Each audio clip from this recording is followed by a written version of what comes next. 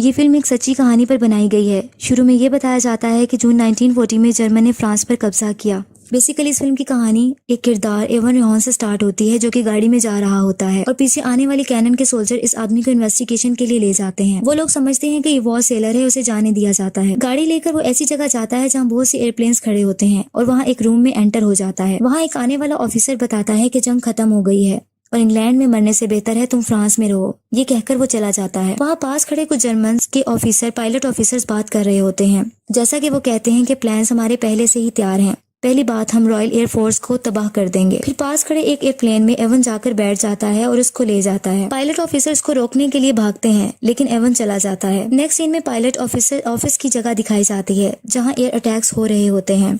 इस तरह ये स्क्वाड्रन 3 और 3 के पॉलिश पायलट्स होते हैं जो कि रॉयल एयरफोर्स को ज्वाइन करते हैं और इस तरह फॉरेन स्काइज के लिए जंग लड़ रहे होते हैं। एवन के पहुंचने पर इसके साथी इसको बताते हैं कि हमने जंग को जारी रखा जब तक तुम वहां रहे। एवन कहता है कि तुम इनको मेरे बगैर खत्म नहीं कर सकते और मुस्कुराने लगता है। नेक्स्ट सीन में पायलट ऑफिसर चीफ मार्शल को बताता है कि हम बॉम्बर्स नहीं हैं बल्कि फाइटर पायलट्स हैं।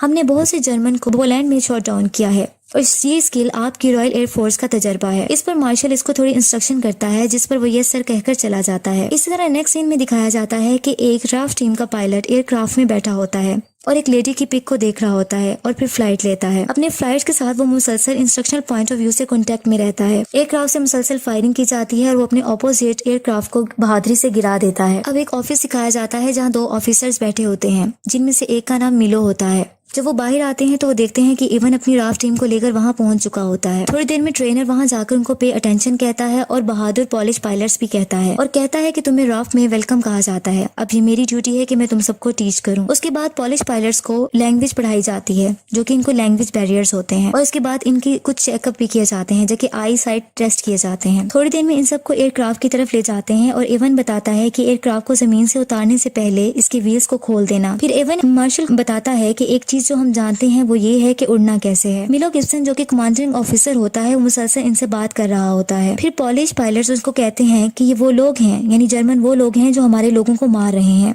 और हम कुछ नहीं कर रहे हैं। और वो आवाज लगाता है जैसे कि मेरी बीवी और एक छोटी लड़की। मिलो इनकी बातें सुनकर बहुत गुस्से में आ जाता है और कहता है कि मैं जानता हूँ कि तुम अच्छे तरीके से फ्लाइट ले सकते हो, लेकिन तुम्हारे अंदर दूसरे एट्रीब्यूट्स भी अहम हैं जो कि लाजमी होने चाहिए, जैसे कि यूनिटी और डिसिप्लिन। सिर्फ इन्हीं तरीकों से एक जेंटलमैन हम जीत सकते हैं। ये कहकर मिलो ऑफिस में चला जाता है और अंदर जाने के बाद अपने बड़े ऑफिसर को बताता है कि इनके कुछ इश्यूज आ रहे हैं, जैसे कि एरोगेंस, इररिस्पॉन्सिबिलिटी, डिसिप्लिन इश्यूज आ रहे हैं। इस पर वो ऑफिसर कहता है कि तुम कमांडर हो, जिसको तुम्हें मैंने हर रिस्पॉन्सिबिलिटी दे दी है, इसलिए तमाम ऑपरेशन में तुम पर छोड़ रहा हूँ और मैं तुम पर रिलाई करता हूँ और तुम रिस्पॉन्सिबल होगे। मिलो बाहर आता है और वो आकर इवन से पूछता है कि कोई प्रॉब्लम तो नहीं है। उस पर इवन बताता है कि वही मसले हैं, जैसे स्पीड और वर्किंग इन रिवर्स। वो सब देखते हैं कि एयरक्राफ्ट बुरे तरीके से लैंड होता है और वो भागते हुए एयरक्राफ्ट की तरफ जाते हैं। वो देखते हैं कि एयरक्राफ्ट मिट्टी से भर जाता है, जबकि इसमें से निकलने वाला पायलट कहता है कि ये सब व्हील्स की वजह से हुआ। एक्चुअली यहाँ ये दिखता है कि ये सब एयर वार जर्मन्स के अगेंस्ट प्रैक्टिस कर रहे होते हैं, जो कि इन्होंने वहाँ वार करनी होती है। जबकि दूसरी तरफ जर्मन्स को दिखाया जाता है जो कि पायलट ऑफिसर्स होते हैं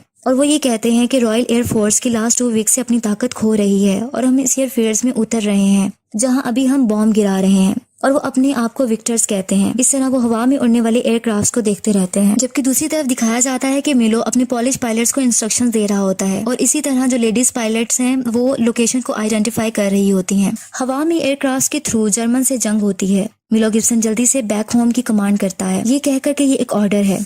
जर्मन के कुछ जहाजों को गिरा दिया जाता है। अब पॉलिश फाइटर्स लैंड करते हैं और देखते हैं कुछ पायलट्स की डेथ हो गई है, जो कि जर्मन्स होते हैं। इवन जब लैंड करता है तो वो एक कपड़ा लेकर उन जर्मन्स की डेड बॉडीज पर डाल देता है, ये कहकर के ये हम भी हो सकते थे। लेकिन दूसरा पायलट कहता है कि ये भी तुम्हारे साथ ऐसा ही करेंगे जैसा तुम इनके साथ अच्छा कर रहे हो। इस पर वो आइवन को कहता है कि तुम हाफ स्विस हो, जिसकी वजह से तुम्हारे अंदर जर्मन्स के लिए हमदर्दी है। और इस तरह वो ये कहता है कि हम यहाँ जर्मन्स को मारने आए हैं, ना कि इनके लिए दुआ करने। ये कहकर वो चला जाता है। अब मिलो एक दोबारा मीटिंग अरेंज करता है और सबको बताता है कि हम अपनी दुश्मन को शूट करने जा रहे हैं और तुम सबको स्ट्रिक्टली सब चीजों को फॉलो करना है। इस पर बड़ा ऑफिसर एक मैसेज पढ़कर सुनाता है और वो कहता है congratulations 303 squadrons.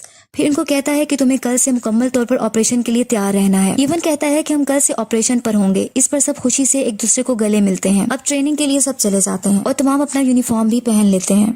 Next day operation start हो जाता है और लेडी पायलट्स अपनी ऑफिसर अपनी ड्यूटी संभाल रही होती हैं। फाइटर पायलट्स की एयरफील्ड पर दूसरी फोर्स की तरफ से बम्बार्डमेंट स्टार्ट हो जाती है, लेकिन सब कामयाबी से फाइट करते हैं और दोबारा एयर अटैक्स शुरू हो जाते हैं। फिर दिखाया जाता है रॉयल एयरफोर्स टीम आपस में कांटेक्ट में रहती है। इस लड़ाई में रॉयल एयरफोर्स का पायलट एक उड़ते हुए एयरक्राफ्ट को जो कि जर्मन का होता है उसको मार गिराता है, जबकि दूसरी तरफ मिलो को इवन कहता है कि तुम जानते हो कि मैं बेस्ट हूँ। अभी वो ये बता रहा होता है कि इवन का दोस्त आ जाता है, जिसे लेकर वो रॉयल एयरफोर्स टीम की तरफ ले जाता है और कहता है कि देखो कौन आया है। सब उसे खुशी से गले मिलते हैं और इस तरह इवन बाहर आता है तो इसे एयरक्राफ्ट के मुतालिक एक आदमी के थ्रू बताया जाता है। वो आदमी से बताता है कि एरोप्लेन में गन कैमरास को इंस्टॉल कर दिया गया है और ये आपका ही आइडिया था। ये वाली गन्स 150 यार्ड से रिहार्मोनाइज्ड कर दी गई हैं, तकरीबन 137 मीटर्स पर। लेकिन इसका ये मतलब है कि आपको रियर क्लोज रहना पड़ेगा एक फासले पर और फिर इसको हिट करना होगा। ये इतना ही सही होगा जितना कि एक कैनन होती है बरतानिया के लड़कों के मुताबिक। रॉयल एयरफोर्स टीम की अगली सुबह ग्रुप फोटो ली जाती है कि अचानक से सायरन बजने लग जाता है और अनाउंसमेंट होती है कि टीम अपनी एयरक्राफ्ट की तरफ जल्दी से भागें। ऑपरेशन शुरू होने का वक्त आ गया है और सब फ्लाइट लेते हैं और एयरक्राफ्ट के थ्रू फायरिंग शुरू हो जाती है, जबकि लेडी पायलट्स दोबारा अपनी पोजीशन एरियाज को लोकेशन को आइडेंटिफाई करने के लिए बैठ जाती हैं। कुछ जहाजों को तबाह कर दिया जाता है। फिर एक साइन जाहिर होता है रिफ्यूलिंग और लैंडेड। जहाजों को रिफ्यूल किया जाता है और फिर से फ्लाइट होती है। रॉयल एयरफोर्स टीम के एक टीम मेंबर के एयरक्राफ्ट से बम्बार्डमेंट और फायरिंग होना बंद हो जाती है। इस पर ऑपोजिशन जर्मन्स की टीम से फायरिंग होती है और वो जख्मी हो जाता है और उसका खून बहने लगता है। इसका एरोप्लेन भी क्रैश हो जाता है और वो पानी में जा गिरता है, जहाँ इसको एक छोटी सी विक्टिम बच्ची इमेजिन होती है जो कि हंस रही होती है। आखिरकार वो पानी में डूब जाता है। रॉयल एयरफोर्स टीम अब खामोश उदास होती है क्योंकि इनका साथी मर चुका होता है। मिलो एक किताब रूडिमेंट्री पॉलिश पढ़ रहा होता है। अब दोबारा से एयर वॉर को दिखाया जाता है। एयरफोर्स टीम हवा में एक सुकून से फ्लाइट में होते हैं कि अचानक एक प्लेन पर अटैक हो जाता है और सब बहुत अलर्ट हो जाते हैं। एवन के एयरक्राफ्ट पर आग लग जाती है, लेकिन वो सक्सेसफुली एयर बैलून की हेल्प से नीचे उतर आता है, जबकि दूसरा टीम मेंबर उसके जिस्म पर आग लग जाती है और वो जख्मी हो जाता है। नेक्स्ट सीन में पायलट पॉलिश फाइटर्स की पार्टी दिखाई जाती है, जहां चीफ मार्शल सबसे एड्रेस करता है और कहता है कि मैं इस इवनिंग के होस्टेस से आपको इंट्रोड्यूस करवाना चाहता हूँ। वो एक लेडी को बुलाता है जो कि आकर सबसे बात करती है और वो ये कहती है कि इवनिंग पायलट्स ब्रेव सोल्जर्स के लिए है, जो कि पायलट ऑफिसर्स के लिए है जिन्होंने इंग्लैंड के स्काइज में हमारे लिए लड़ाई लड़ी। उसके बाद एवन गुस्से में आ जाता है और बोलता है कि तुम हमारे ही शहरों में बॉम्ब गिरा रहे हो और शूट कर रहे हो और हमारा ही शिकार कर रहे हो। हम यहाँ शैंपियन पी रहे हैं और अपने शहरों पर बॉम्ब गिरा रहे हैं। दे आर बुचरिंग अस, और हमें शूट किया जा रहा है और फांसी दिए जा रहे हैं। इसके बाद वो ऐसी बातें करता रहता है जबकि मिलो आके इसको चुप करवाता है। अब मिलो कुछ देर में इस रूम में आता है जहाँ जख्मी पायलट्स होते हैं। इनमें से एक का चेहरा भी जला हुआ होता है। वो इसे कहता है कि रिमार्केबल मैन हमेशा ग्रो करता है, तुम्हें इस पर फख्र करना चाहिए। जबकि दूसरी तरफ एक और पॉलिश पायलट को दिखाया जाता है जो कि कैंडल सिलाई बैठा होता है और वो बहुत ही सैड होते हैं क्योंकि उनके साथी मर गए होते हैं। इवन उसको आकर कहता है कि तुम यहाँ क्या कर रहे हो? तो फिर वो मैंने एयरक्राफ्ट में उन्हीं लोगों को देखना शुरू कर दिया था, वो तुम्हारी और मेरी तरह लोग थे। इस पर इवन कहता है कि इन प्लेन्स में लोग नहीं थे, लेकिन सिर्फ जर्मन्स थे, वो जर्मन्स जिन्होंने हमारे साथ बुरा किया था। मेरी बात सुनो, तुम्हें इन चीजों से गुजरना है। तुम अभी भी जिंदा हो, तुम सांस ले रहे हो एक जंग में, ये सबसे अहम चीज है। वो एक्चुअली इवन उसकी हौसला अफजाई उसको इनकरेज करता है। अब मिलो सब पायलट के साथ मीटिंग करता है और सब फ्लाइट ऑपरेशन पर चले जाते हैं। दूसरी एयर वॉर दोबारा शुरू हो जाती है और बहुत से जहाजों को तबाह कर दिया जाता है। अब एक रॉयल एयरफोर्स टीम के पायलट को कुछ मेमोरी जहन में आती है, जैसा कि एक बूढ़े आदमी को फायरिंग से मार दिया जाता है। अभी वो ये सोच रहा होता है कि इस पर फायरिंग हो जाती है। दूसरी तरफ एवन बहुत परेशान हो जाता है क्योंकि ये सब देख रहा होता है और गुस्से में आकर ऑपोजिशन जर्मन्स के जहाज को गिरा देता है।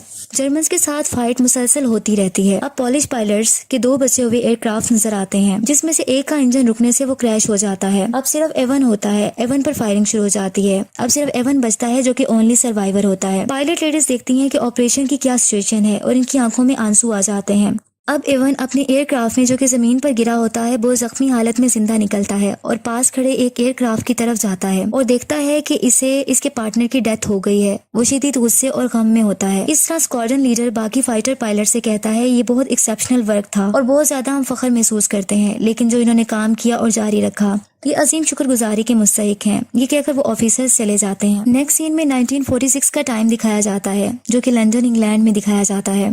इवन जहाज उड़ते हुए जहाज़ों को देख रहा होता है और ये भी दिखाया जाता है कि वो शायद 3 दिन में मुल्क छोड़कर शायद अमेरिका चला जाएगा। आखिर में ये बताया जाता है कि स्क्वाड्रन 303 बरतानिया में सबसे ज्यादा स्कोर्स करने वाले फाइटर थे और 145 पॉलिश पायलट्स जिन्होंने बरतानिया की जंग में हिस्सा लिया, इन्होंने 203 तैयारों को गिरा दिया और रॉयल एयरफोर्स को स्ट्रेंथ को कॉन्स्टिट्यूट किया।